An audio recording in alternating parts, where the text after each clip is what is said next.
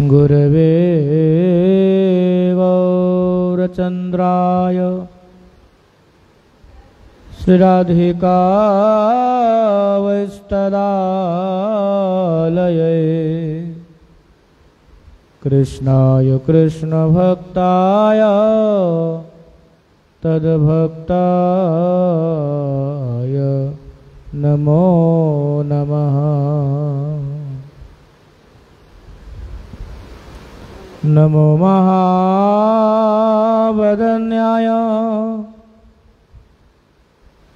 कृष्ण प्रेम प्रदायते कृष्णाय कृष्ण चैतन्या नाम्ने गौरतिषे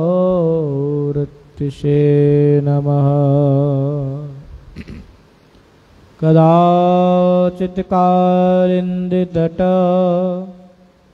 विपिन संगे ततरलो मुदा वीरनारे वदना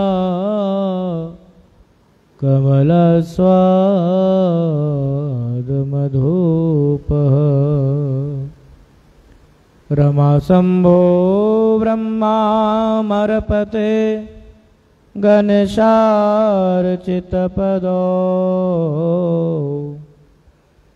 जगन्नाथ स्वामी नयन पथगामी भवतु मे।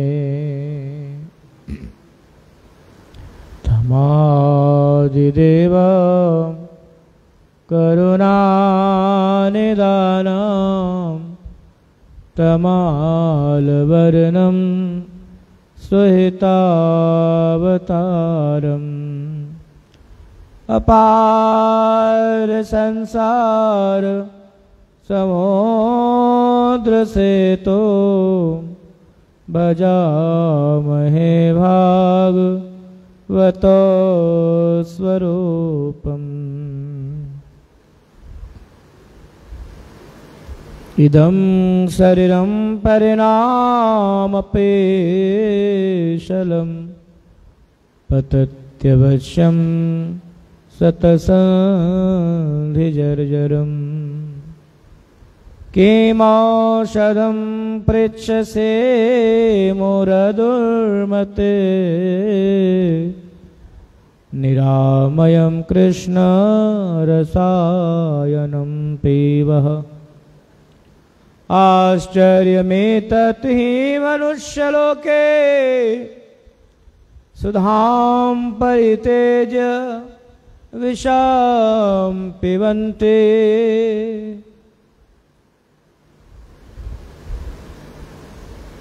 नामानि नारायण गोचराणि त्यक्त्वान्नवाचः कुहकाः पठन्ति।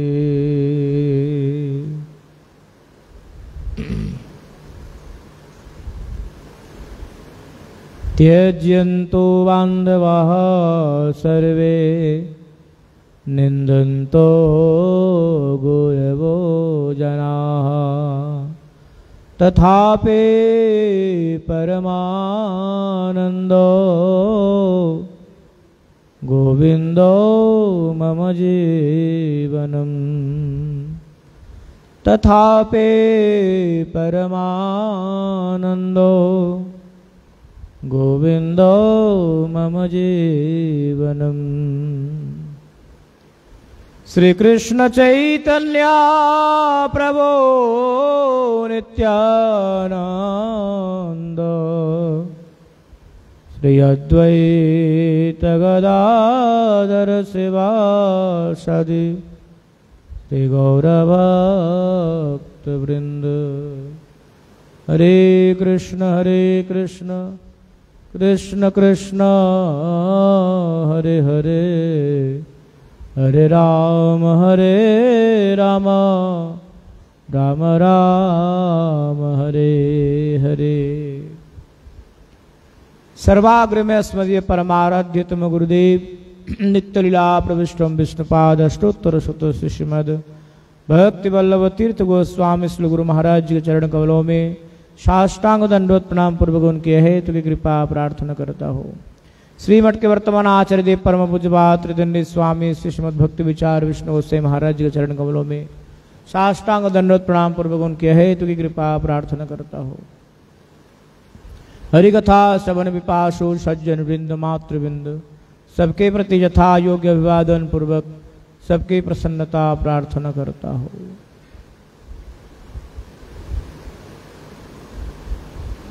तो अभी हम लोग श्रवण कर रहे हैं श्री चैतन्य भागवत के मध्य खंड के षोडश अध्याय 16वें अध्याय जिसमें हम श्रवण कर रहे थे कि यहाँ पर शुक्लांबर ब्रह्मचारी महाप्रभु जी के एकनिष्ठ भक्त उनका नित्य प्रति का साधन पूजा पाठ ये होते थे और उसके उपरांत वे भिक्षाटन के लिए निकलते थे। 2-4 घरों में जाकर के जो भी भिक्षाटन मिलते हैं कुटिया में आकर के उनको नैवेद्य बना करके पका करके ठाकुर जी को भोग लगा करके फिर वो पाया करते थे। ये वही जो शुक्लांबर ब्रह्मचारी है ये द्वापर के सुदामा विप्र है। जो द्वापर युग में सुदामा विप्र थे वही कलयुग में शुक्लांबर ब्रह्मचारी के रूप में जन्म लिया। तो महाप्रभु जी शुक्लांबर ब्रह्मचारी के पास आए और इनके झोली से वो भिक्षा के चावल अन्न का कण छीन करके महाप्रभु खाया। क्यों? क्योंकि उस समय महाप्रभु जी कृष्ण आवेश में थे और वो कृष्ण अगर है अभिन्न कृष्ण है तो ये भी तो सुदामा विप्र है। तो जैसे सुदामा के तंडुल साग विदुर घर खाए। हरि बोल, हरे कृष्णा। थोड़ा सा ध्यान से, है ना। तो विदुर के घर में साग खाए और सुदामा के घर में तंडुल। तंडुल का मतलब क्या होता है? चावल। और चावल को और प्रभु अपने चारे पसंद, हरि बोल, अपने चारे पसंद होते खाने से असुविधा पाए ना। इसीलिए चावल को तंडुल भी कहा जाता है और अक्षत भी कहा जाता है। चावल को अक्षत भी कहते हैं। वेद में चावल को अक्षत कहते हैं।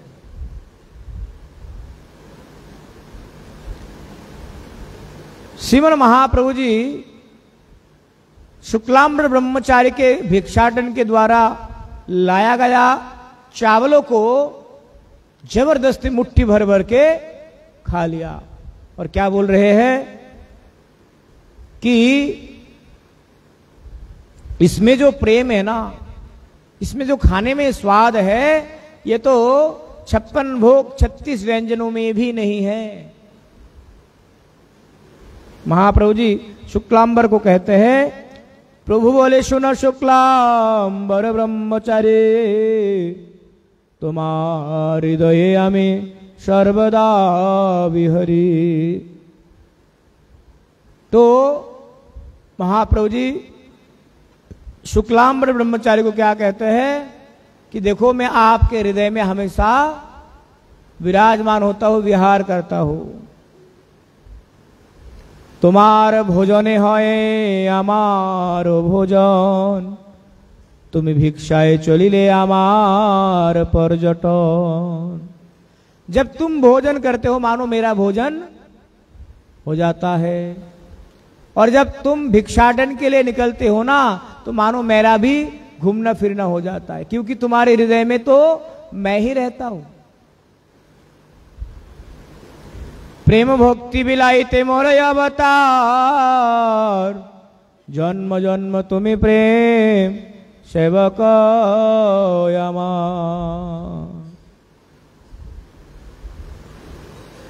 प्रेम भक्ति बिलाइते मोर अवतार, जन्म जन्म तुम्हें प्रेम सेवक আমার। इस संसार में प्रेम वितरित करने के लिए ही मेरा अवतार हुआ है। इसलिए महाप्रभु को कहा जाता है प्रेमावतार। क्या कहा जाता है? प्रेमावतार। और जन्म जन्म से शुक्लांबर ब्रह्मचारी को महाप्रभु जी कहते हैं तुम जन्म जन्म से मेरा इस कृष्ण प्रेम की प्राप्ति का सेवक हो। तुम्हारे दिलामो आमी प्रेम भक्ति दान, निश्चय जानियो प्रेम भक्ति मोर प्राण। शुक्लांबरे वर सुनि वैष्णव मंडल, जय जय हरिध्वनि करिल सकल। और महाप्रभु जी ने शुक्लांबर ब्रह्मचारी को प्रेम, कृष्ण प्रेम जो कि देवताओं के भी दुर्लभ है, ब्रह्मा जी की भी कामना के बाहर है, शिव जी भी इसको प्राप्त करने के लिए न जाने कितने यत्न ले रहे हैं, वो कृष्ण प्रेम शुक्लांबर ब्रह्मचारी को महाप्रभु जी चल करके जाकर के दे करके आया। उस प्रेम प्राप्ति के लिए तो हम जीवन भर खपा देते हैं। हम भगवान के प्रेम क्या प्राप्त करेंगे? संसार का प्रेम ही हमें नहीं मिला अभी तक। संसार के प्रेम मिलते हैं तो उसमें धोखा मिल जाता है। कृष्ण प्रेम तो बहुत दूर का विषय है। वहीं पर महाप्रभु जी खुद चल करके गया, कहां पर? शुक्लांबर ब्रह्मचारी के कुटिया पर, और जाकर के उनको प्रेम दान दे करके आया।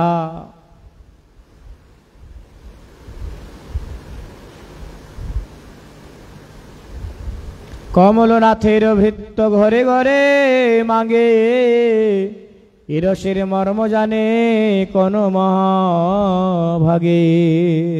देखिए कमलनाथ किनका नाम है? कमलनाथ नाम है भगवान विष्णु का। कमलानाथ, कमला है माता लक्ष्मी का नाम। तो कमलानाथ कौन हुए फिर? भगवान विष्णु। जैसे सीतानाथ कौन है? भगवान रामचंद्र। राधानाथ कौन है? भगवान कृष्णचंद्र। ऐसे ही कमलानाथ कौन है? भगवान विष्णु। तो कहते विष्णु के भक्त, भाई कमला यानी कि लक्ष्मी, लक्ष्मीपति भगवान विष्णु के भक्त द्वार द्वार जाकर के भीख मांग रहे हैं। ये मर्म को सब नहीं जान सकते, सब समझ नहीं सकते। जहां पर श्री यानी कि लक्ष्मी जी हो, वहां पर अभाव कैसे हो सकता है?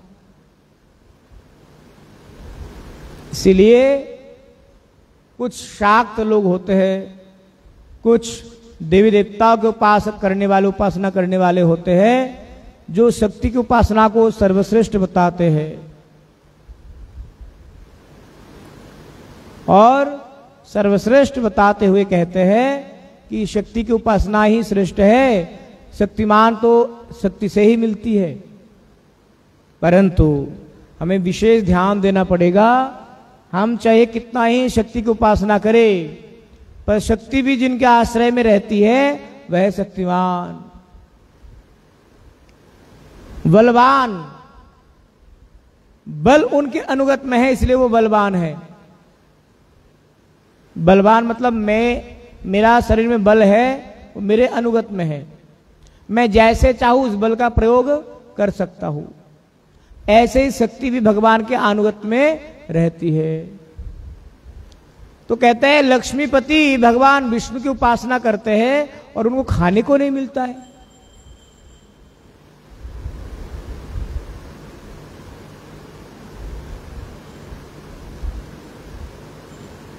इसीलिए महाप्रभु जी को एक बार दक्षिण भारत में, महाप्रभु जी चातुर्मास कालीन समय में दक्षिण भारत में रहा है ना, तो वहां पर राय रामानंद जी महाप्रभु जी के एकांत पार्षद, एकनिष्ठ सेवक वो मिले और महाप्रभु जी कहते हैं कि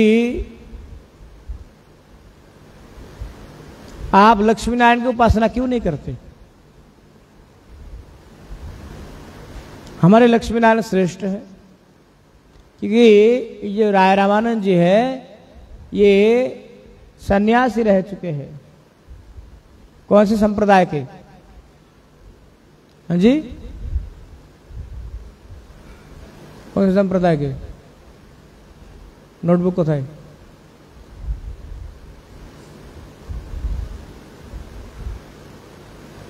हरे कृष्णा। है प्रेम जी, राय रामानंद जी कौन से संप्रदाय के सन्यासी थे?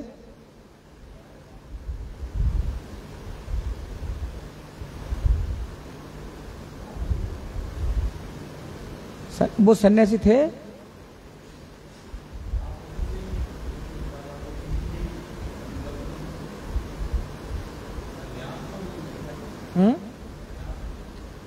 कोई एक थे, मैं उनका नाम भूल रहा हूं।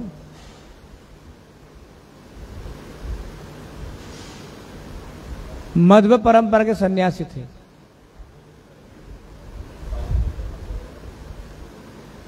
मध्व परंपरा के सन्यास को छोड़ करके, क्षमा करें, बलदेव विद्याभूषण, हाँ, राय रामानंद प्रभु नहीं, बलदेव विद्याभूषण प्रभु। स्वरूप दामोदर प्रभु के सन्यासी नहीं थे शायद, महाप्रभु के अंतरंग थे। हाँ, स्वरूप दामोदर वो थे, राजमंत्री थे। और ये जो बलदेव विद्याभूषण प्रभु है, ये मध्वाचार्य परंपरा के सन्यासी थे। और मध्वाचार्य परंपरा के सन्यास छोड़ करके फिर ऐसे हमारे गौरीय वैष्णवों का संग मिला उनको, विश्वनाथ चक्रवर्ती ठाकुर के संग प्राप्त हुआ कि वो मध्व परंपरा के सन्यास छोड़ दिया। और मध्व परंपरा के सन्यास छोड़ करके क्या हुआ? गौरीय भजन में परिपक्व हो गए। इतना परिपक्व हो गए कि गौरीय भाष्य ही उन्होंने रचना कर डाली। तो बलदेव विद्याभूषण प्रभु पहले मध्वाचार्य परंपरा के सन्यासी थे। तो ऐसे ही हमारे महाप्रभु के अंतरंग पार्षद थे राय रामानंद, है ना। उन्होंने एक बार महाप्रभु कहा कि लक्ष्मी नारायण की उपासना श्रेष्ठ है। तो महाप्रभु जी कहता, अच्छा, अगर लक्ष्मी नारायण की उपासना श्रेष्ठ होते तो तुम्हारी लक्ष्मी को तो अभी तक भगवान मिले नहीं। लक्ष्मी जी अभी भी बिल्व वन में तपस्याएं कर रही है, भगवान को रास बिहारी के रूप में दर्शन करने की इच्छा से। जब महाराज हुई थी, महाराज के समय महालक्ष्मी भी आई थी उस रास में प्रवेश करने के लिए, पर लक्ष्मी को प्रवेश अधिकार ही नहीं मिले, बाहर निकल दिए गए, अब के अधिकार नहीं है इसमें। तो बोलते क्या करूं फिर मैं रास में प्रवेश करने के लिए? बोले आपको तपस्याएं करनी होगी, साधन करना होगा। तब से लेकर के आज तक बिल्व वन में, बेल वन, वहां पर लक्ष्मी तपस्या कर रही, इसीलिए कि महारास में बस उनको प्रवेश अधिकार मिल जाए, एंट्री मिल जाए। कैसे कैसे जुगाड़ बना करके शिव जी ने थोड़ा सा एंट्री कर लिया था, पर वो भी बीच में गड़बड़ हो गया। और प्रेम जी कहते हैं महारास में ना सुखदेव गोस्वामी भी थे, भागवतम के रसाचार्य सुखदेव गोस्वामी, ये भी महाराष्ट्र में थे। किसी जगह पर मैंने सुना था कि वो जो अक्षय वट है ना, बंसी वट जिसे हम कहते हैं, वो अक्षय वट में गिने जाते हैं। उस बंसी वट के डालियों पर सुखदेव बैठा हुआ था। सुख मतलब तोते के रूप में ना, वो इसीलिए वो उन्नत उज्जवल रस सुखदेव गोस्वामी को प्राप्त हुआ है।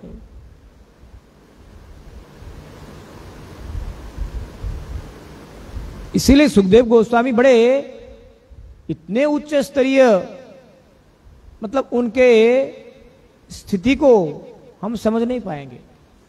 तो ऐसे ही महाप्रभु जी कहते अगर लक्ष्मी की भजन उपासना श्रेष्ठ होते तो तुम्हारी लक्ष्मी भी क्यों हमारे कृष्ण के लिए तपस्या करते बेलवन में।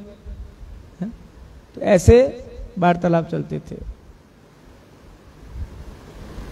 तो ऐसे ही जो लक्ष्मीपति है भगवान विष्णु, उनके भक्त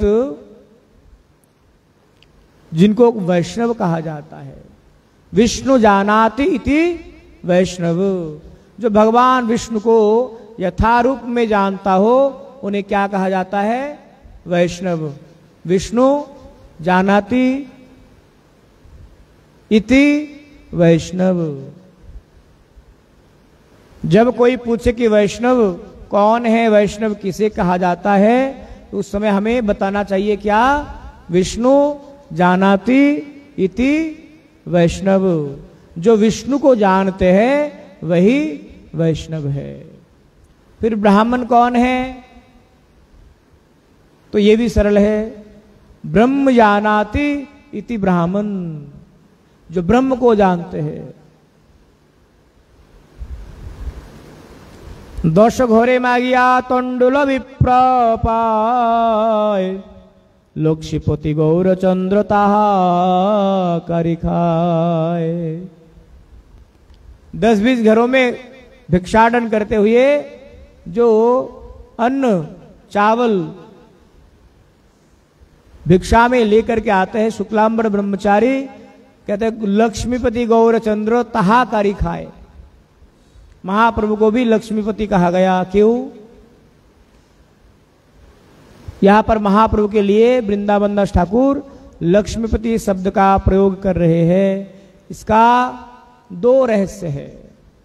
एक रहस्य तो यह है कि महाप्रभु के पत्नी का नाम भी लक्ष्मी प्रिया है, और एक रहस्य ये भी है कि ये जो महाविष्णु है ये भी तो महाप्रभु ही है, महाप्रभु का ही काई हुई है महाविष्णु, और उसी महाविष्णु की शक्ति है लक्ष्मी। लक्ष्मीपति गौरचंद्र ताहा करी खाए, जितना भिक्षाटन करके लेके आते हैं वो भी महाप्रभु छीन करके खा जाते हैं।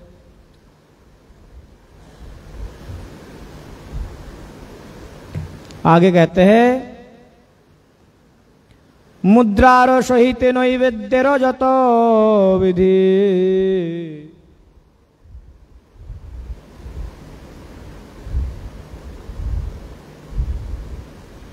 मुद्रार सहित नैवेद्यर जत विधि, वेद रूपे अपन करे न गुण निधि। नैवेद्य, वैदिक नैवेद्य दान विधि अतिक्रम पूर्वक महाप्रभुर शुक्लांबर तंडुल ग्रहण तात्पर्य अर्चन पथापेक्षा अनुराग पथेर महिमा प्रदर्शन और कृष्ण भक्तिर सर्वश्रेष्ठ तो स्थापन। मुद्रार सहित नैवेद्य जत विधि, वेद रूपे अपने बोले न गुण निधि। बिने से विधि किछु स्वीकार ना करे, सकल प्रतिज्ञा चूर्ण भक्तिर दुआरे। बड़ा ध्यान से सुनिएगा, बड़ा महत्वपूर्ण विषय है। महाप्रभु जब छीन करके खाने लगे ना, तो पंडितों ने सोचने लगे देखो देखो देखो, एक तो शास्त्र में कहा गया कि जब तक वैदिक पद्धति से भगवान को भोग न लगाया जाए तब तक भगवान कुछ ग्रहण करते नहीं हैं, और यहां पर भगवान स्वयं छीन छीन करके खा जाते हैं। मुद्रार सहित नैवेद्यर जत विधि, वेद रूपे अपने बोले न गुण निधि। वेद में क्या कहा गया, भगवान को भोग लगाते समय है ना, एक तो मंत्रोच्चारण होना चाहिए और एक मुद्रा है प्रेम जी, कूर्म मुद्रा, पद्म मुद्रा, चक्र मुद्रा, अलग अलग मुद्राएं होती है। ये ऐसे ऐसे ऐसे ऐसे मुद्राएं होते हैं। कोई वैदिक पंडितों को देखेगा यज्ञ करते समय, आचमन करते समय, आचमन में भी अंतर है। हम 3 बार आचमन करते हैं, जब विशेष अर्चन पूजन के लिए कितनी बार आचमन करना पड़ता है? मेरे ख्याल से 16 बार या 12 बार ऐसा। विशेष रूप में जन्माष्टमी के अभिषेक, कोई विशेष पूजा पार्वण हो तो उसमें अधिक आचमन करना पड़ता है। हाँ, षोडशोपचार है, षोडशोपचार में भी पूजन होती है। जैसे जो हमारे आरती होती है ये षोडशोपचार में होती है। पंचोपचार में भी कर सकते हैं, विशेष करके गृहस्थ भक्तों के लिए पंचोपचार में भी आप कर सकते हो घर में। पंचोपचार मतलब उसमें समय के थोड़ा सा ध्यान रखा गया। कई बार क्या होता है ना, समय कम होता है भक्तों में, तो उस बार आप क्या करो, पंचोपचार में आरती करो। पर क्या है, इसमें एक कंडीशन है कि आपको क्या करना पड़ेगा, मंत्रोच्चारण स्पष्ट रूप में होना चाहिए और क्या होना चाहिए, मुद्राएं आनी चाहिए। मुद्रा होती है हाथ में। विशेष करके मंत्रोच्चारण स्पष्ट ना होने पर भगवान ने शास्त्र में कहा, जब कोई अस्पष्ट रूप में उच्चारण करते हैं ना, तो मानो वेद रूपी भगवान कहते हैं मेरे पीठ पर कोई चाबुक मारता हो, मुझे ऐसा प्रतीत होता है, अनुभव होता है। प्रेम जी, अपने चैतन्य भागवत में, चैतन्य चरित्र में प्यार है इस बारे में। मुझे वो ध्यान नहीं आ रहा है, आपको ध्यान होगा शायद, है ना? कभी देखना, आप मिलेगा आपको ऐसा, जिसमें अस्पष्ट उच्चारण होता है, चाहे वो स्तुति के लिए हो, कोई कीर्तन के लिए, कुछ भी हो जो भगवान के लिए समर्पित किया जा रहा है, और उसमें अस्पष्ट उच्चारण हो, स्पष्ट ना हो। देखिए, अस्पष्ट और स्पष्ट, अस्पष्ट वो है जो अशुद्ध है, स्पष्ट वो है जिसमें शुद्ध उच्चारण है। तो अस्पष्ट उच्चारण होने पर भगवान वेद कहते हैं मेरे पीठ पर जैसे कोई चाबुक मारता हो ना, मुझे ऐसा दर्द होता है। इसीलिए स्तुतियों में हमें बड़ा ध्यान देना चाहिए। अभी एक हमारा गुरु भाई है लुधियाना के, उनका नाम भूल रहा हूं मैं, गुप्ता जी करके है कोई, बड़े ज्योतिषाचार्य है वो। तो उनसे बात हो रहा था मेरा, तो उन्होंने बताया कि कोई भी सिद्धि के लिए अति शीघ्र तीव्र के साथ कोई सिद्धि प्राप्ति के इच्छा रखते हैं, तो उनको सबसे पहले संस्कृत में उनको थोड़ा सा ज्ञान रख लेना चाहिए। क्यों? क्योंकि साधन के जो मंत्र है ना, वो संस्कृत के हैं। अब सोचिए, हम दक्षिण में गए एक जगह पर जॉब करने, तो वहां के स्टाफ में इंग्लिश चलती होगी और हिंदी तो ना के बराबर। अगर आप वहां के रहते रहते वही के भाषा सीख जाएंगे तो बहुत आसान हो जाएगा आपके लिए वहां के व्यक्तियों के साथ अपने आप को एडजस्ट करने में। और हम करते भी है। कोई अगर 5 साल से दक्षिण में रहता है तो कम से कम बड़ा कम कंजम कुछ थोड़े थोड़े शब्द तो जान ही जाते हैं। तो ऐसे ही देवताओं को प्रसन्न करना कोई चाहे, कोई भगवान को प्रसन्न करना चाहे, तो अवश्य ही हमें संस्कृत भाषा में थोड़ा सा ज्ञान रखना चाहिए। इससे क्या होता है, क्योंकि इसे देवनागरी भाषा कहा गया, जिस भाषा में देवताएं चर्चा करते हैं, वार्तालाप करते हैं।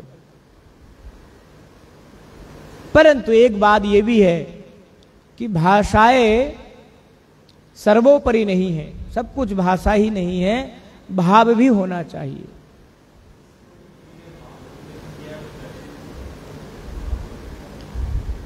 मूर्ख वदोति विष्णाय धीरः वदोति विष्णवे उभयन्तु समं पुण्यम भावग्राही जनार्दन। आपके अंदर पांडित्य बहुत है, आप संस्कृत के बहुत बड़े स्कॉलर हो, बहुत बड़े ज्ञाता हो, परंतु भाव नहीं है। भाई आपके दिल्ली में ये संस्कृत विद्यालय है ना प्रेम जी, पास में पड़ता है ना, आरामबाग में, झंडेवालन में। हाँ, संस्कृत विद्यालय में जाओ, वहां पर बड़े बड़े शास्त्री, बड़े बड़े विद्वान पंडित मिल जाएंगे, है ना। परंतु कई सारे पंडित शास्त्री विद्वान होता है जो भक्त नहीं होता है। वो तो उनकी विद्या है, वो तो उनका जीवन पालन का, भरण पोषण का एक साधन है। भक्त भी बनना चाहिए। तो इसीलिए भक्ति विनोद ठाकुर जी ने बड़ा सुंदर रचना किया है। विद्यार गौरवे भ्रमी देशे देशे धनयोपार्जन करे स्वजन पालन करिया कमने भूलेनो तुम्हारे होरे। विद्यार गौरवे भ्रमी देशे देशे, विद्या के अहंकार में देश विदेश में जा जा करके बहुत बड़े बड़े आयोजन किया, बहुत बड़ा धनराशि मुझे मिले, बहुत सारी संपत्ति इकट्ठा कर लिया, अपने बांधव परिवार के परिपालन में इतना व्यस्त हो गया कि भगवान को ही भूल गया। आज के जो संसार की विद्याएं हैं, ये सब आपको केवल मात्र धन संग्रह के लिए आपको शिक्षा देते हैं। विद्या का जो मुख्य उद्देश्य है, उससे हम कई गुना, कई कोष दूर चले गए। महाप्रभु जी क्या कहते विद्या के बारे में? परे कहने लोग कृष्ण भक्ति जानी बारे, यहां जो दिन है तो भी विद्या की करी। कौन कहता है? श्रीवास महाप्रभु जी को। निमाय चपलता पूर्वक जब नदिया में लीला कर रहे थे ना, इतना उद्दंडी, इतना चपल, कोई भी मिल जाए उसको जब तक छेड़ेंगे नहीं तब तक उनको मजा नहीं आएगा। अब श्रीवास, गदाधर, ये सब भक्त लोग आया करते थे कभी कभी, तो इनको निमाई पकड़ लेते थे। वो श्रीवास पंडित जी आप सुनिए जरा, आप तो पंडित कहलाते हो, अब बताओ जरा तुम्हारा जो तुम हर रोज कृष्ण कृष्ण करते हो वो कहां पर है, दिखाई देता है? दिखाओ जरा कृष्ण कैसे है, काले है कि सांवले है कि गोरे है। मतलब ऐसे ऐसे तंग करते थे कि इनको देखते ही कोसों माइल दूर भाग जाता है। भाई वो निमाई ना पड़ जाए बस पाले में, अगर निमाई पाले में पड़ गया ना तो हमारा बस दिन तो गया काम से।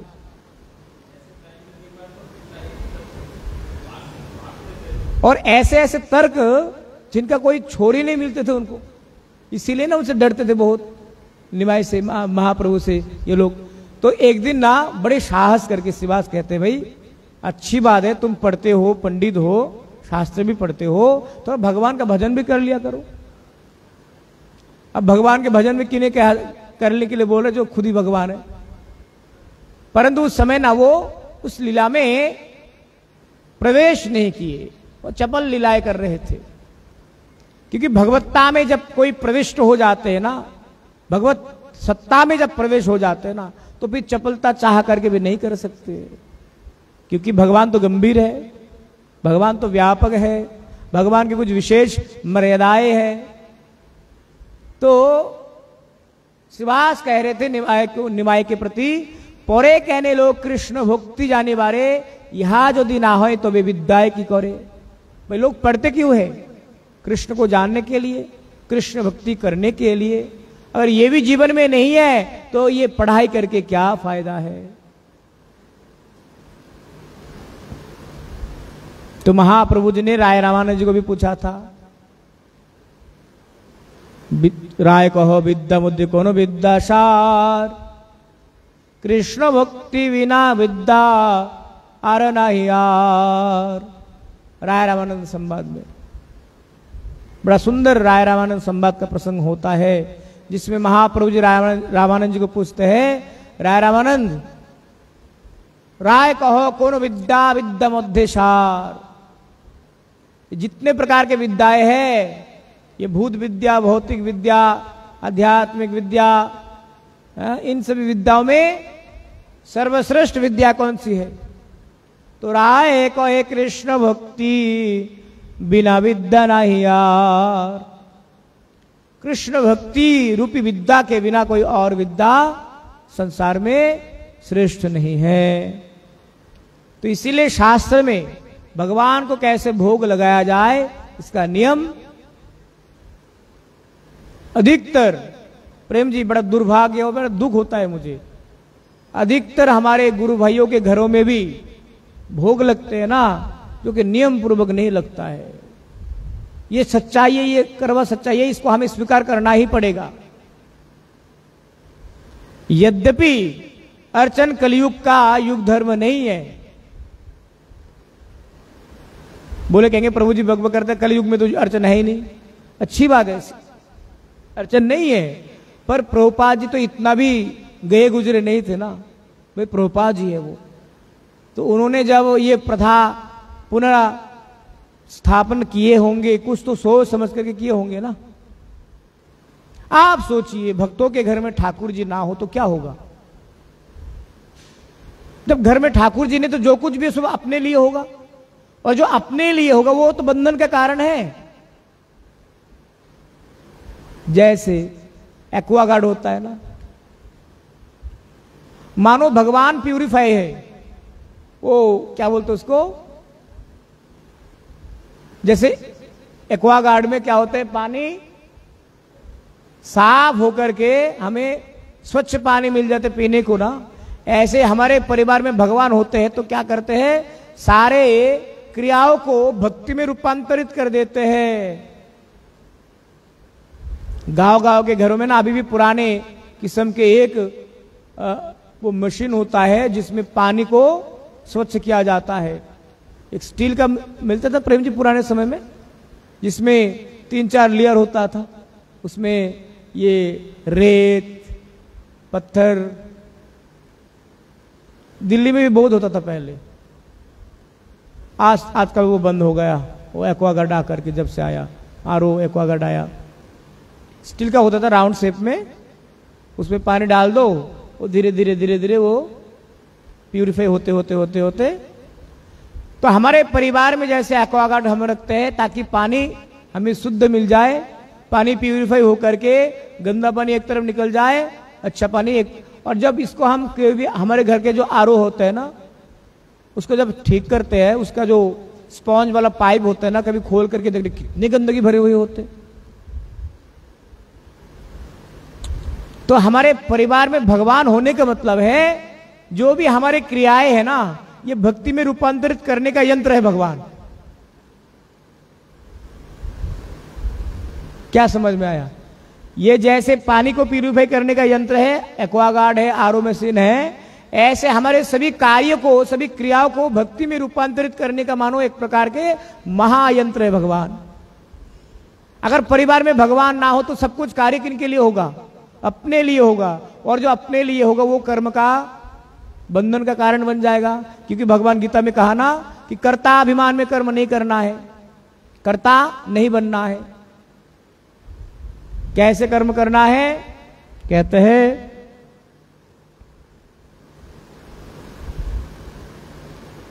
कर्मण्येवाधिकारस्ते मा फलेषु कदाचन मा कर्म फल हेतुर्भुर्मा ते संगयस्तु कर्मणि।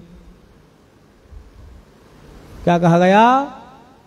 कर्मण्येवाधिकारस्ते मा फलेषु कदाचन। हमारे कर्म में अधिकार है, कर्म फल के प्रति अधिकार बिंदु मात्र नहीं है। जब इस प्रकार से हेतु रहित होकर के, आसक्ति रहित होकर के कर्म करेंगे ना, तो कर्म बंधन हमें फंसाएंगे नहीं। और जब परिवार में भगवान होगा तो भगवान के लिए सब कुछ होगा, तो सारे कार्य भक्ति हो जाएगी। तो घर में ठाकुर जी हो और ठाकुर जी को नियम से भोग न लगाए, ये तो अच्छी बात नहीं है। नियम से ही होना चाहिए। ऑनलाइन में भी जो भक्त लोग सुन रहे, बड़ा ध्यान देना चाहिए उनको भी कि विधि क्या है। तद विधि प्रणिपातेन परिप्रश्नेन सेवया उपदेक्ष्यन्ति ते ज्ञानम ज्ञानेन तत्त्वदर्शिनः। देखिए, प्रमाण के सहित जो भी हमें सिद्धांत की बातें करना चाहिए, प्रमाण के सहित करना चाहिए। भगवत गीता में भगवान कृष्ण कहते हैं तद विधि प्रणिपातेन परिप्रश्नेन सेवया। तद विधि क्या है? तद विधि है जो भगवान ने विधि हमें दिया है। और भगवान का विधि क्या है? जो धर्म के नियम है वही भगवान के विधि है। इसलिए धर्म अलग से कुछ नहीं है, जो भगवान ने बतलाया है वही धर्म है, क्योंकि धर्मं तु साक्षात भगवत प्रणीतम। धर्म क्या है? साक्षात भगवान के द्वारा बनाया गया नियम है। धर्म में कोई भी व्यक्ति विशेष आकर के 2 दिन में कोई भी ऐसे नियम बना करके चला गया, ऐसा नहीं है। ये नियम साक्षात भगवान ने बनाया है। तो भगवान को भोग लगाएंगे, पहले की आरती पहले करेंगे।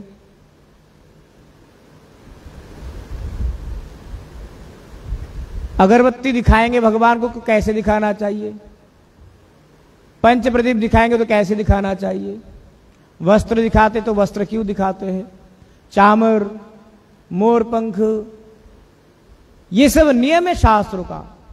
जब हमारे घर में ठाकुर जी है तो ठाकुर जी को किस प्रकार से सेवा करना चाहिए, उन नियमों को हमें जानना चाहिए या नहीं? जरूरी नहीं है कि आपके घर में शिव विग्रह हो तभी आपको नियम से करना हो। जो हरिनाम के समय गुरु जी ने आपको हमारे आलेख देते हैं, राधा श्याम सुंदर जी की या राधा माधव जी की या फिर राधा नयननाथ जी के जो चित्रपट देते हैं, उसको जब घर में स्थापना करते हो तभी से उसी दिन से आपको नित्य प्रति ठाकुर जी को भोग लगा करके उनकी आरती करनी होती है। पर आरती नियम से भी तो होना चाहिए। शास्त्र में वर्णन है आरती के पहले हम कैसे प्रारंभ होते हैं, बताओ? जब मंगल आरती संध्या आरती होते हैं, पहला क्या होता है? अगरबत्ती। तो अगरबत्ती में नियम है, जो अगरबत्ती हम दिखाएंगे ना, अगरबत्ती तो नहीं होता, धूप होता है। क्योंकि वैसे मंदिरों में अगरबत्ती का प्रचलन मुगलों से शुरू हुआ है ब्रह्म जी। अगरबत्ती हमारे सनातन परंपरा का हिस्सा नहीं है कभी भी, ये ध्यान रखना चाहिए हमें। हमारे सनातन परंपरा का वैदिक पद्धति का हिस्सा है धूप, जो मिलते ना वो ऐसे रोली बना करके फिर हम उसको जलाते हैं। ये अगरबत्ती का परंपरा तो बाद में शुरू हुआ। इसलिए आप देखना ब्रज में अभी भी मंदिरों में धूप जलाया जाता है। धूप ही जलाना चाहिए। अगरबत्ती में क्या होते हैं? एक तो ये बांस के बनते हैं, और हमारे वेद शास्त्र में बांस को जलाना मना किया गया है। बांस को जलाने से नकारात्मक ऊर्जाएं बढ़ जाती है। जैसे चंदन को जलाने पर चंदन की खुशबू आपको मिलेंगे, जैसे आम के लकड़ी जलाने से आपको ऑक्सीजन भरपूर मात्रा में मिलेंगे, ऐसे बांस की लकड़ी जलाने से बांस की लकड़ियों से कार्बन डाइऑक्साइड निकलती है। क्या निकलती है? कार्बन डाइऑक्साइड निकलती है, जो कि हमारे लिए हानिकारक होते हैं। हाँ, कर्पूर जला सकते हैं। इसीलिए आप पंच प्रदीप में कर्पूर देना पड़ता है। और शास्त्रों में तो विशेष आरती होती है ठाकुर जी की। जन्माष्टमी, राधाष्टमी, विशेष आरती में कर्पूर की आरती लगती है। कर्पूर की आरती करना चाहिए। कर्पूर के बाद फिर पंच प्रदीप। तो ये जो बांस है ना, ये जब जलती है ना तो कार्बन डाइऑक्साइड छोड़ती है। इसके लिए आप देखना, कभी ध्यान देना इस बात को, जब अगरबत्ती जल रहा होता ना, वहां आप पास में बैठे हो, आपके दम घुट जाएगा। है प्रभु? दम घुटता है। जबकि अगरबत्ती से तो इतना महक आते हैं उसमें तो प्रसन्न होना चाहिए लोगों को, पर दम क्यों घुटता है?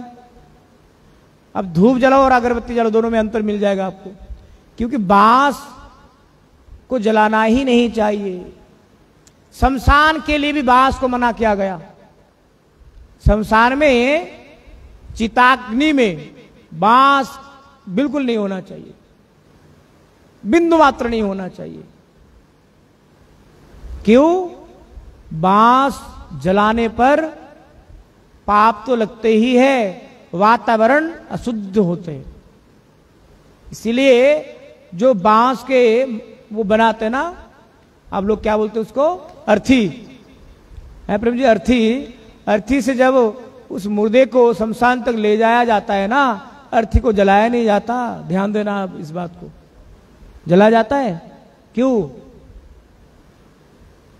ऐसा नहीं हो सकता था। आप कभी जमुना के पार जाकर के देखो, कभी निगमबोध घाट पर जाकर के देखो, अर्थी ऐसे पड़ी रहती है। क्यों नहीं जलाते? क्योंकि शास्त्रों में बांस को जलाना निषेध है। देखिए हमारे वैदिक शास्त्र ना सारे के सारे प्रामाणिक है, ऐसे मनगढ़ंत नहीं है कुछ भी। देखो कहां से कहां आ जाते प्रसंग। तो अगरबत्ती, क्योंकि वो बांस का बनता है ना, इसीलिए हमें जला। अब चल रही है प्रथा, तो चल रही है, पर वेदों में और शास्त्रों में स्पष्ट रूप में बांस को जलाना मना किया गया है। गांव के लोग बहुत जलाते हैं, जैसे नॉर्थ ईस्ट में तो बांस बहुत ज्यादा मिलते हैं। एक दिन बोला था मैं कि बांस क्या है? पौधा नहीं है, पेड़ भी नहीं है। क्या है? बांस घास प्रजाति में आते हैं, ग्रास, इंग्लिश में जिसे हम ग्रास कहते हैं, वो घासों में आता है। सोचिए घास इतने बड़े बड़े। तो अगरबत्ती जब ठाकुर जी को हम दिखाएंगे ना, क्या नियम है? ठाकुर जी के नाभि कमल के ऊपर नहीं उठना चाहिए। हम तो अगरबत्ती इतना दिखाते हैं कि ठाकुर जी को नाक में घुसेड़ दे बस, है? घर में उतना पता नहीं, अरे भाई इतना वो नहीं है, कौन तुम्हें पीछे से वो कर रहे हैं। तो अगरबत्ती जब भी हम दिखाए आरती में, ठाकुर जी के नाभि कमल के ऊपर से नहीं उठना चाहिए।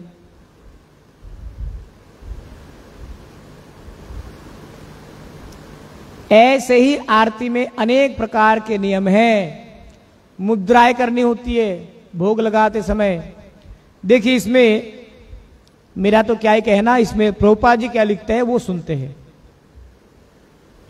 नैवेद्य दान विधि, अस्त्राय फट मंत्र द्वारा जप तो जलजोगे नैवेद्य प्रखन पूर्वक चक्र मुद्रा भ्रमण द्वारा रक्षण करिबे परे वायुबीज यंग दशधा जले जप करत সেই জল নৈবেদ্য সেচন করিতে হইবে। উহা দ্বারা নৈবেদ্য দ্রব্যের গুরুত্ব দোষের বিশুদ্ধি করিয়া দক্ষিণ করে বন্যী বীজ ভাবনা করিবে এবং দক্ষিণ হস্ততলের পৃষ্ঠভাগে বাম করতল লগ্ন করত প্রদর্শন করিবে। তদ্দুখ বন্যী দ্বারা নৈবেদ্য দ্রব্যের অক্ষত দোষ মনে মনে দহन করিতে হইবে। है प्रेम जी, जो नैवेद्य बनता है ना, मतलब जो भगवान के लिए भोग बनता है, वो बनता कहां पर है? रसोई में। बना कोई और रहा होता है। रसोई से मंदिर तक ले आने की प्रक्रिया है, ले आते हैं। इसमें ले आते ना उसमें अशुद्धि आ जाती है। इसीलिए नैवेद्य को भोग लगाने से पहले शुद्ध करना पड़ता है। बताइए, भोग तो हम बाद में लगाएंगे, भोग निवेदन बाद में होगा। पहले जो नैवेद्य है उस नैवेद्य को शोधन करना पड़ेगा। इसमें यहां पर नियम बताया है। कैसे? एक तो हमारे जितने भी अर्चन पात्र है ना, जब अर्चन शुरू होता है, अर्चन जब शुरू होगा तो ओम अस्त्राय फट एक मंत्र है ना, अर्चन का मंत्र है। ऐसे जो हमारे वृद्ध मिडिल फिंगर है, मध्यमा उंगली है, इसको ऐसे करना पड़ता है जैसे हम वो गंगा जल करते समय करते हैं, गंगे च जमुने चैव करते समय मंत्र मुगस्त হয়েছে, गंगे च जमुने चैव गोदावरी सरस्वती मुगस्त হয়েছে, बोलो।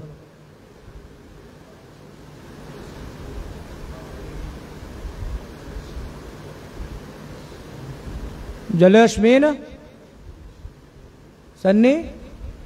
सन्निधि सन्निधिम कुरु। हाँ, तो ऐसे मध्यमा उंगली को ऐसे करके त्रिकोण अंकन करना पड़ता है। त्रिकोण अंकन करके अस्त्राय फट कह करके उसके ऊपर फिर अर्चन पात्र रखना पड़ेगा। जैसे घंटी होते ना, घंटी को बिल्कुल नीचे मिट्टी में न रखे, घंटी का एक आसन होना चाहिए। यहां तक कि जो हम दिया ठाकुर जी को दिखाते हैं ना, जैसे दिए हम घर में मंदिर में दिए बत्ती करते हैं, तो दिया में भी एक आसन होना चाहिए। गांव के लोगों को देखना, दिए देने से पहले नीचे केले के पत्ते डाल देते हैं, है ना।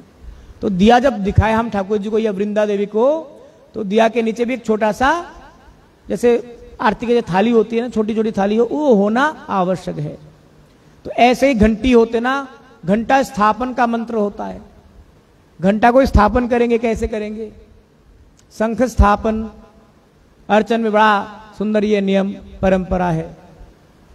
तो यहां का मूल प्रसंग ये है, कहते हैं शास्त्र में तो भगवान ने कहा कि भगवान को जब तक वैदिक नियमों से भोग ना लगाया जाए तब तक भगवान खाते नहीं है। और यहां पर देखो महाप्रभु ये जो शुक्लांबर ब्रह्मचारी का भिक्षाटन है वो ऐसे निकल गया, कोई शास्त्र का नियम नहीं है, पर भोग कौन लगाया? तो जब भोग लगाते हैं ठाकुर को, तब हमें ध्यान देना चाहिए कि कभी भी ये विचार ना हो कि भगवान, क्योंकि अधिकतर ना मैंने देखा, और ये सच्चाई भी है, जब हम ठाकुर जी की विशेष सेवा में होते हैं ना, तो ठाकुर जी के साथ अगर वो संबंध ना हो ना, तो जड़ भावना आ जाती है। प्रेम जी, बड़ा भयंकर, ये बहुत मुश्किल एक इस कंडीशन से हमें बाहर आने के लिए ना उस विग्रह तत्व में थोड़ा सा प्रवेश करना पड़ेगा, अन्यथा अपराध के ऊपर अपराध हो जाते हैं। विशेष करके जब भोग लगने के बाद फिर हम आचमन करवाते हैं, आचमन करते भगवान ने तो खा लिए, अधिकतर की पारस में वही के वही सारे पड़ा हुआ है ना। कई बार ऐसा ही है, बस नियम बनाए तो करते हैं, मगर ऐसा विचार होने पर अपराध हो जाएगा। भगवान कृपा पूर्वक प्रसाद के रूप में वहां पर प्रकट हुआ है। क्या हुआ है? भगवान ही साक्षात भक्तों को कृपा करने के लिए प्रसाद के रूप में वहां पर प्रकट हुआ है। यह भगवान की कृपा है। भगवान चाहे तो सब कुछ निकल सकता है।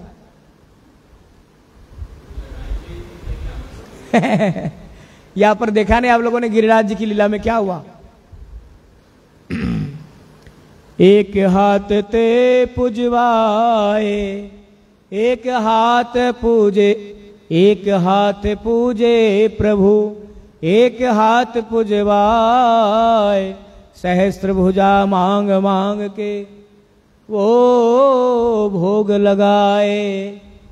तो वो सभी गिरिराज को भोग लगाया हुआ नैवेद्य को 1 मिनट में चौपट कर दिया। अब ब्रजवासी परेशान है, भाई तुम्हारो लाला ने देखो गिरिराज के पूजन के लिए कहे हैं, हमने पूजा भी किया और सारे के सारे चौपट कर दिया, बताओ हम कहाँ खाएंगे? उसी समय भगवान ने क्या किया? ब्रजवासी को कृपा करने के लिए सब अन्न का पर्वत जैसा अन्नकूट प्रत्यक्ष कर दिया, फिर वो प्रसाद सबको मिल गया। तो भगवान चाहे ना सब नैवेद्य ग्रहण कर सकते हैं, पर भगवान कृपा पूर्वक प्रसाद के रूप में भगवान ही प्रकट होकर के हमें वो कृपा प्रदान करती है।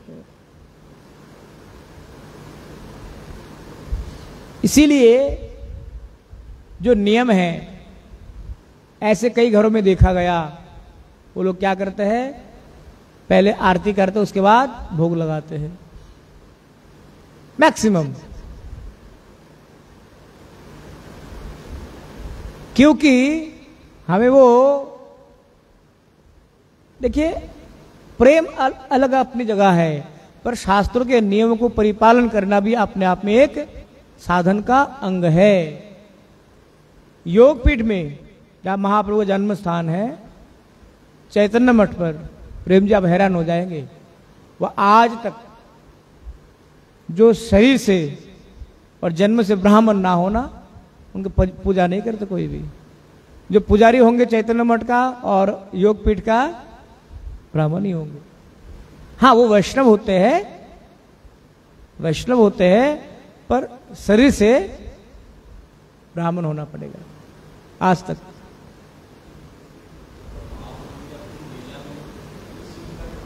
हाँ खंडन किया है, मगर क्या है ना कि स्वभाव होता है ना, स्वभाव के दृष्टि से जो ब्राह्मण वैष्णव है, ब्राह्मण होकर के फिर वैष्णव है, वो सर्वश्रेष्ठ कहा जाता है। हाँ इसीलिए हमारे परमाराध्य गुरुदेव परम पूज्यपाद भक्ति विज्ञान भारती महाराज जी को बहुत मानते थे। क्यों? कहते शरीर से ब्राह्मण है। इसीलिए गुरु महाराज जी जितने भी उनके गुरु भाई थे ना शरीर से ब्राह्मण, उनको बहुत रिस्पेक्ट करते थे कि ये शरीर से ब्राह्मण है। क्योंकि ब्राह्मण शरीर का एक अपने आप में महत्व है। ये महत्व तब क्षीण हो जाता है जब कोई उनका अनुपालन ना करे। परंतु कोई अगर ब्राह्मण के घर में जन्म लेकर के वैष्णव दीक्षा में दीक्षित हुए ना, तो वो सर्वश्रेष्ठ ब्राह्मणों में और वैष्णवों में गिने जाते।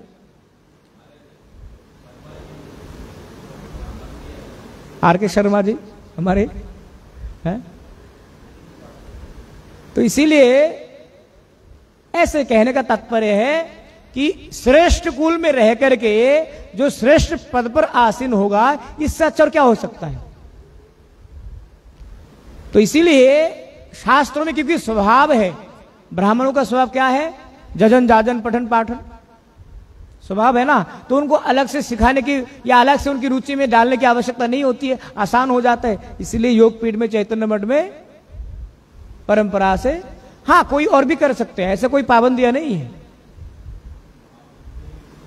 आप देखेंगे कई आचार्य हुए जो ब्राह्मण शरीर से ही नहीं है। जगत गुरु श्री प्रभुपाद जी कायस्थ है ना। कई सारे आचार्य हुए ब्राह्मण शरीर से नहीं है। हमारे परम गुरुदेव ब्राह्मण है, ब्राह्मण शरीर से है ना हमारे परम गुरु जी गोहराय, और परमाराध्य गुरुदेव हाँ बैनर्जी नहीं, बंदोपाध्याय, हाँ गोहराय गुरु महाराज जी है, बंदोपाध्याय परम गुरु जी। तो कहने का तात्पर्य है वर्णाश्रम का अपने आप में महत्व है, परंतु कृष्ण भक्ति में अगर आपका उद्देश्य केवल और केवल भक्ति है तो आप किसी भी वर्ण में रह करके उनकी उपासना श्रेष्ठ में आप कर सकते हैं। तो कहने का तात्पर्य है यहां पर अर्चन पद्धति में जहां पर भोग लगाने का अनेक प्रकार के नियम हैं, शास्त्र का अनेक झंझाट है, पर जब समय आता है ना तो भगवान ये सारे नियमों को ताक पर रख देते हैं और भक्तों के वस्तु एक छीन छीन करके खा जाते हैं। अभक्तेर द्रव्य प्रभु उलटिया ना चाय, भक्तेर द्रव्य प्रभु कारी कारी खाए। है जो अभक्त है, जो वैष्णव नहीं है, उनके वस्तुओं को भगवान आंखें मतलब देखते तक नहीं है, फिर के भी नहीं देखते, उलटिया ना चाहे। भक्तेर द्रव्य प्रभु कारी कारी खाए, भगवान के लिए। इसलिए आम का समय है प्रेम जी, कथा प्रसंग याद आ गया।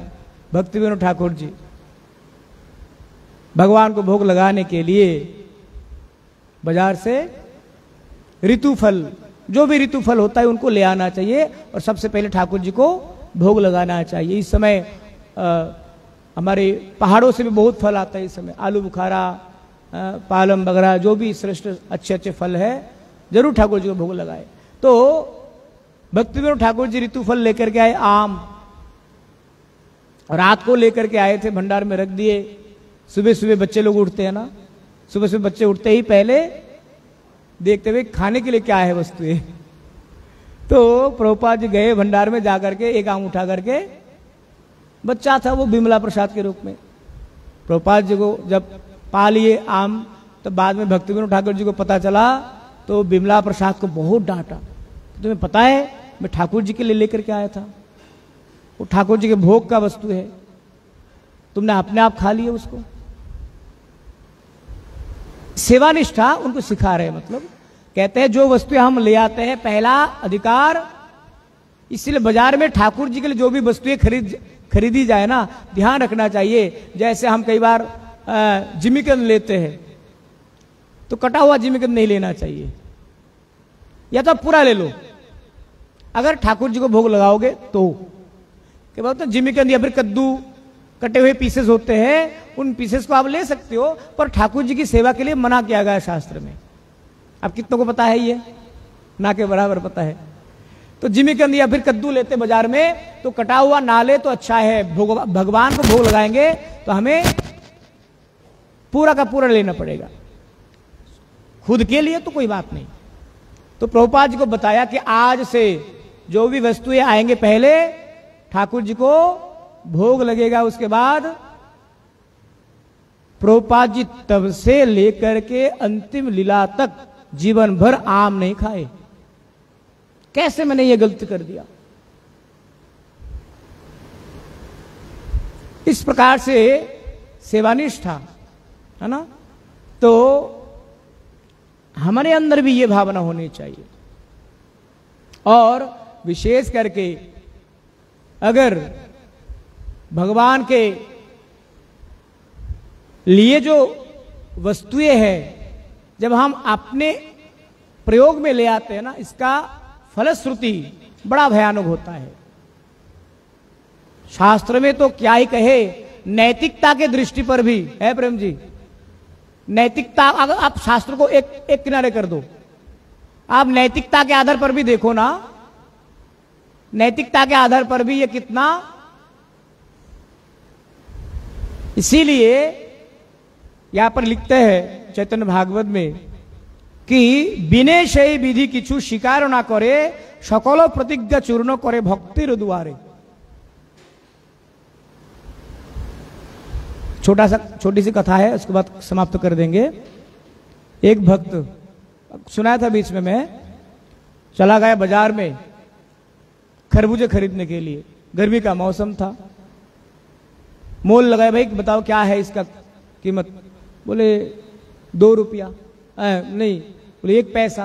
तत्कालीन समय में पैसे वगैरह चलते थे। अच्छा 1 पैसा। उसी समय उसी रेडी के पास आ गया राज दरबार से सेनापति, राजा के लिए चाहिए था किसी कारण से। बोले तरबूजे कैसे दे रहे हो? बोले नहीं नहीं, ये तो इन्होंने मुझसे मोल भाव कर लिया, इन्होंने खरीद लिया। बोले नहीं नहीं नहीं, ऐसा कैसे? राजा के लिए चाहिए भाई। कितना पैसा बोला इन्होंने? बोले 1 पैसा। बोले नहीं मैं 2 दूंगा, 2 पैसा दूंगा। कितना दूंगा? 2 पैसा दूंगा मैं। तो उस समय बोला, फिर जो भगवान के लिए ले रहे थे ना भक्त, बोले अच्छा सेनापति कितना देगा? 2 पैसा। चलो मैं 3 पैसा। तो सेनापति बोले मैं 4 पैसा। ऐसा करते करते करते, क्योंकि अभी भगवान के लिए ले रहे थे ना, इसके अभी आ गया कि भाई मैं भगवान के लिए ले रहा हूं, मैं भी कोई छोटा थोड़ी ना हूं। तुम राजा के लिए लोगे तो मैं भगवान के लिए लूंगा। अब वो जो उसको क्या बोलते हैं, जैसे मोल लगते हैं ना, तो लगते लगते लगते 2 रुपया तक पहुंच गया, जो कि भक्त के पास औकात भी नहीं था। 2 पैसे उनके पास 2 रुपया था ही नहीं इतना। अब जब 2 रुपया तक बात पहुंच गया तो सेनापति के पास तो है 2 रुपया, वो तो दे सकते। अब भक्त कहते हे भगवान अब क्या करूं मैं? तब किसी कारण से सेनापति के मन में विचार आया, यार क्या खाना खा मोल भाव करना, किसी दूसरे दुकान से ले लूंगा, चलो तुम ले लो। अब जब तक 2 रुपया तक बाद आया तो 2 रुपया तो देना ही पड़ेगा ना। अब क्या करे? कहते हैं भाई ऐसा है ना, आप बस 2 मिनट प्रतीक्षा करो, मैं घर में जाकर के 2 रुपया लेकर के फिर आपको देता हूं। ठीक है। घर में आया, पैसा नहीं है, कुछ वस्तुएं था वो सब बेच करके 2 रुपया लेकर के गया रेडी के पास। 2 रुपया से वो खरबूजे खरीद करके लेकर के आया, भंडार में रख दिया। भंडारी को बोला भाई कल इसको ठाकुर जी को भोग लगाना है। अगले दिन सुबह जब भंडार में गया, जाकर के देखो वो खरबूजा ही नहीं है। कहां पर है? भंडारी को बोले भाई कहां है खरबूजा? पता नहीं, मैंने तो, आपने तो यही रखा तो यही रहा, मुझे क्या पता कहाँ होगा। नहीं नहीं, अपने कहीं रखे होंगे, किसी को दे दिया होगा या स्वयं खा लिए होंगे। नहीं महाराज, ऐसा क्यों करूंगा मैं। बहुत ढूंढा गया, बहुत ढूंढा गया, ढूंढने पर भी मिला नहीं। बाद में जब मंदिर में दोपहर को गया, जाकर के देखे ठाकुर जी अपने पीतंबरी में छुपा करके रख दिए। सोचिए, कहते तुमने इतने प्रेम पूर्वक मेरे लिए जोखिम उठा करके ये वस्तु लेकर के आए, मुझे काल तक रहा ही नहीं गया मेरे से। आप काल मुझे भोग लगाओगे भाई? नहीं, बस ले आओ जल्दी से। ये प्रेम होता है।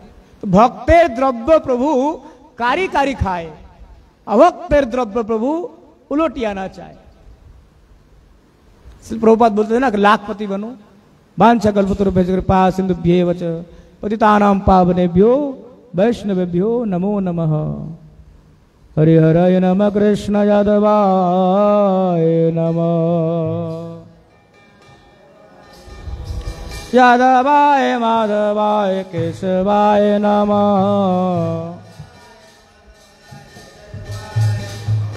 गोपाल गोविंद राम से मधुसूदन,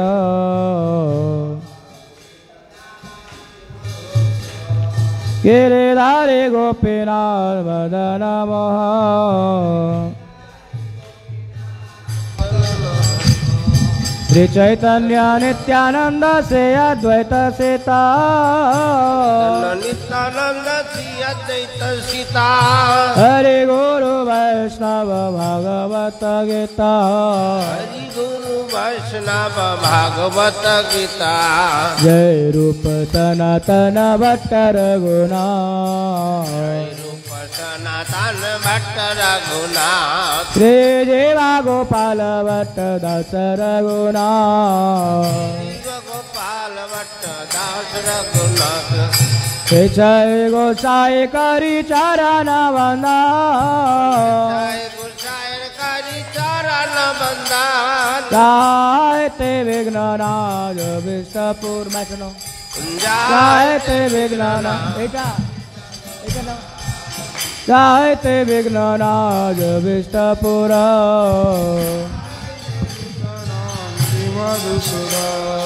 जय गोसाई जार मोहि तार दास। मैं क्या प्रभु कहता हूँ, तास बार पदर नो मोर पंचग्रास,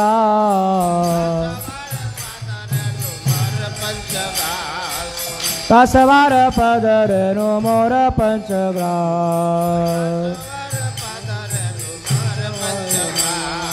तादेरा चरण से विभक्त शनिवार, तादेरा चरण से विभक्त शनिवार। जन्म जन्म है अविनाश, जय गोसाई जब ब्रज कैलवास, ब्रजे राधा कृष्ण नित्य लीला करिला प्रकाश, राधा कृष्ण नित्य लीला करिलो प्रकाश। आनंद वाला रे भज वृंदावन, मने आनंद वाला रे भज वृंदावन,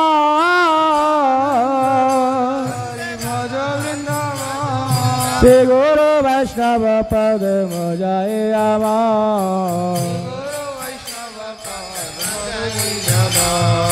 श्री गुरु वैष्णव पाद पद्म करिया। हरे नाम संकीर्तन कहे नरोत्तम दास,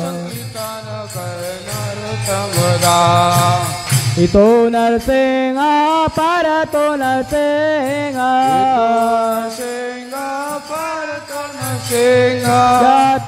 यातो यामित तो नरसिंह,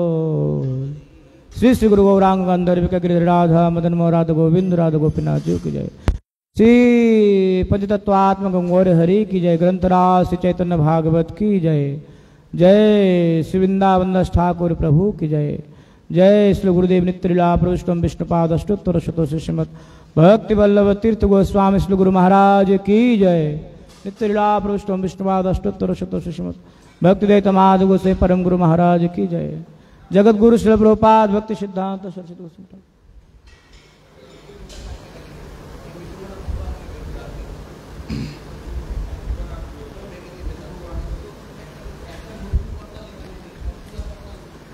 श्री राधा श्याम सुंदर भगवान की जय। गो प्रेमानंदे हरि हरि बोल।